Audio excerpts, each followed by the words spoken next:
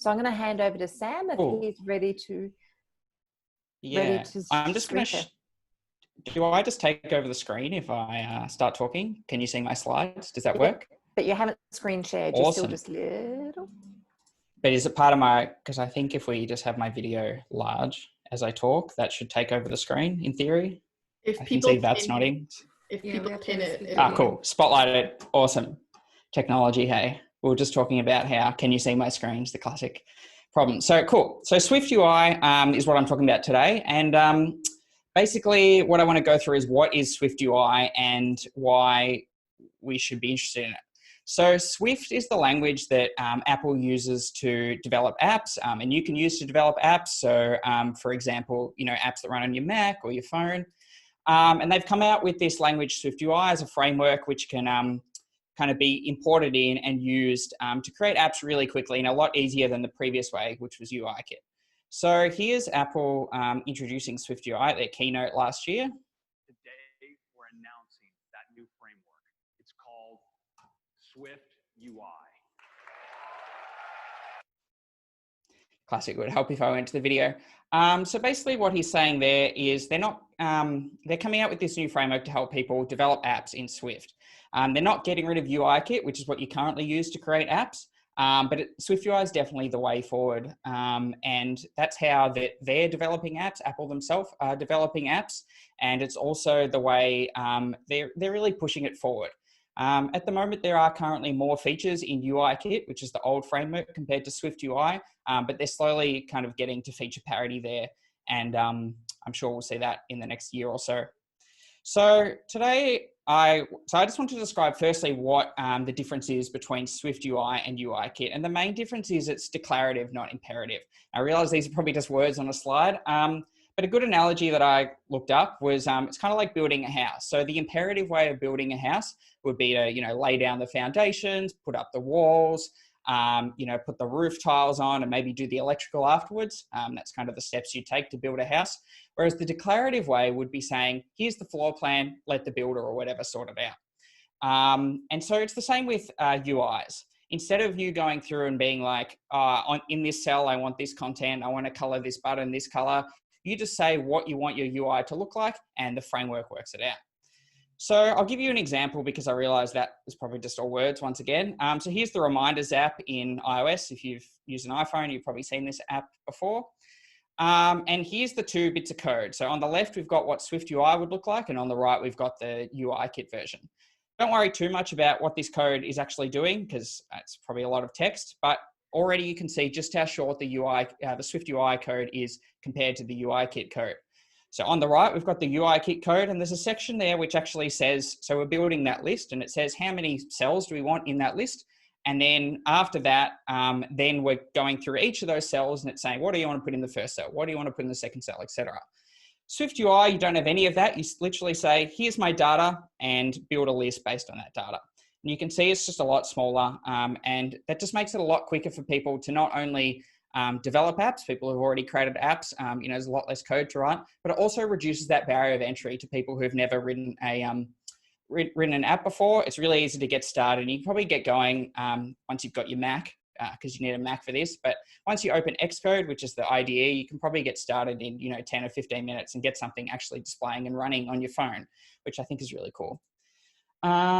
So the other cool thing about SwiftUI is there's less code. So and the other cool thing is it also runs on all these devices. So you don't need to write the same code or different variations of the same code for all the different devices. If you write the one code one single time, that exact same code can run from your Apple Watch to the Apple, like a big TV, 70-inch TV app, to a Mac, to a phone or a tablet. Which is pretty cool. You only have to write it once and it works out how that should display on the device. And it's just a lot easier. There's a couple of other cool features. So the first one is dark mode support is built in straight away. So you don't need to manually be like, has the user set the dark mode system wide? And then if so, change all the colors. If you just use the default views that SwiftUI is using, it will automatically adjust all the colors for you. It'll change the foreground, like the foreground color for the font size, and the font color, and the background as well. It supports dynamic font types out of the box. So you would have seen, when people have their font size really big, sometimes if you've, kind of custom made a layout in UI kit, that can kind of break your screen. You have text falling off the edge or truncating or something like that. SwiftUI handles all this for you. You can just, say your text is a certain type, like a body or another paragraph style like that, and it works out what the size should be based on what the user wants. And there's a whole bunch of other accessibility settings and features as well built in, which it supports out of the box. You don't need to manually do. It supports new software features when they come out. So you can see this isn't an exact picture, but on the left is kind of one version of a list, and on the right is what they're now kind of pushing forward for another way to display data. You can see they're slightly different. With the one on the right there has rounded corners and it's inset a little bit. And the good part of SwiftUI is if you're using the default list component and you go from iOS 13, which is the previous software, to iOS 14, which is what's coming out hopefully next week, you don't need to do anything in your code, and your app will automatically update to that new view, and you'll take advantage of that new software feature without you doing anything with your code. So there's less kind of maintenance required. You don't need to keep up as much with the new features in the software. The other cool thing is it conforms to the device. So I touched on this before where it ran on all the different devices, but on the left, we've got an Apple Watch. On the right, we've got an Apple TV, and they're not exactly the same screenshot because I just thought about putting in a picture just before. But on the left, you can see there's those two little dots down the bottom on the watch interface. And they're tabs. So as you swipe right, that moves to another tab. Now on the right, we've got a tvOS app, and that also has tabs with that first, second, and third at the top. And that's literally exact same code to use tabs on your Apple Watch versus tabs on a tvOS device. And that expands to, like on an iPhone when you have the tabs down the bottom, you can literally write the one piece of code one time and it will work on all these different devices and kind of conform or change depending on how that device uses, that particular UI component. So I just thought to finish off, I could go through a little bit of code just so you can see how kind of minimal it is. And this view is a navigation view. So what this navigation view here does is allows me to do this navigation title, and I've written self-promotion because I'm chucking my Twitter handle in there. So that's the title. You can see it's popped in there. Then I put everything here in a form. So what the form does is gives that UI the gray background and has the white parts, on front with the rows in it. And then every item in that form becomes a new row. So the first one's this label. I've got a bit of text and then an icon. So you can see the text there and then the icon. And then we've got a toggle afterwards. So we've got the text and then that gives it a label, and then you can toggle it.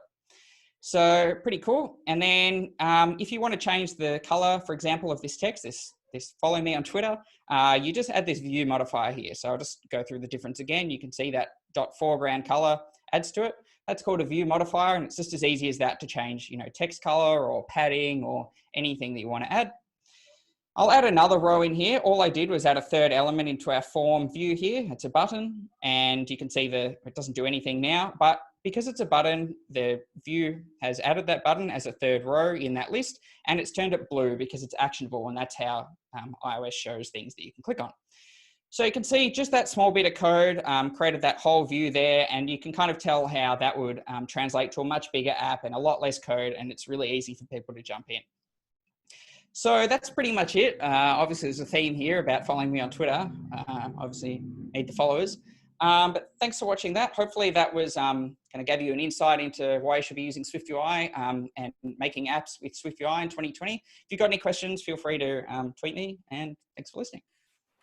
Does that mean you're only taking questions via Twitter at this point?